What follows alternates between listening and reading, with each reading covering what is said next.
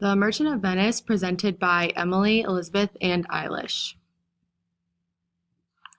Is The Merchant of Venice a progressive play in terms of women's issues, or does it support and affirm patriarchal control over women, or both?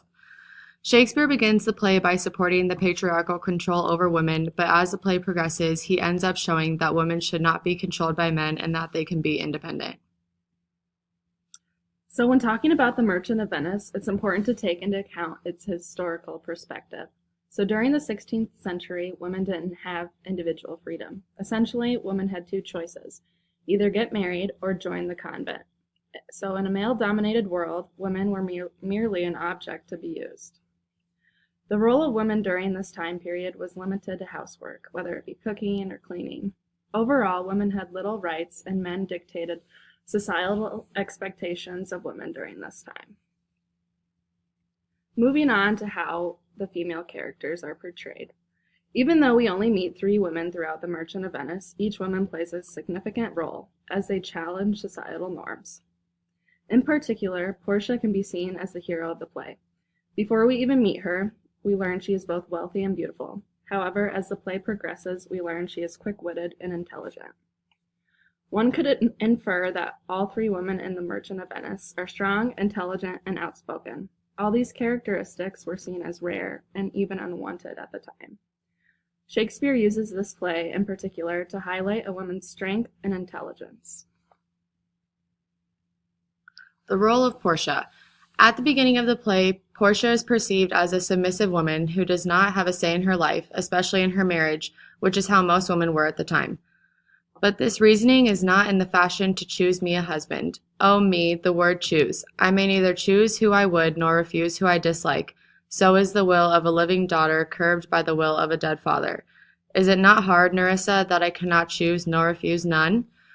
So in this scene, Portia is talking to Nerissa about her father choosing her husband for her, and this is just showing that a lot of the time women did not have a say in their life or in their marriages. And as the play moves on, Portia starts to have a larger role and shows that she can be strong and independent regardless of the societal expectations of her. She follows the rules of society, but still is able to outsmart everyone without realizing it. She wins a case for Antonio, showing that she is smart and able to do things on her own, and she even manipulates her husband into giving her his ring. You press me far, and therefore I will yield. Give me your gloves, I'll wear them for your sake. And for your love I'll take this ring from you.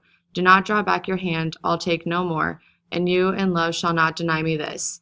So in this part in particular, Portia is able to deceive her own husband into giving her his ring, even though she had previously made him promise that he would never give it away.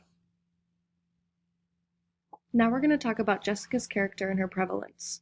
Even though Jessica's character is not seen a lot throughout the play, her role in the play is still significant. She is willing to defy religious norms in order to be with the person she wants to be with. This really signifies her independence. Farewell, and if my fortune be not crossed, I have a father, and you a daughter lost. Now we're going to talk about Nerissa.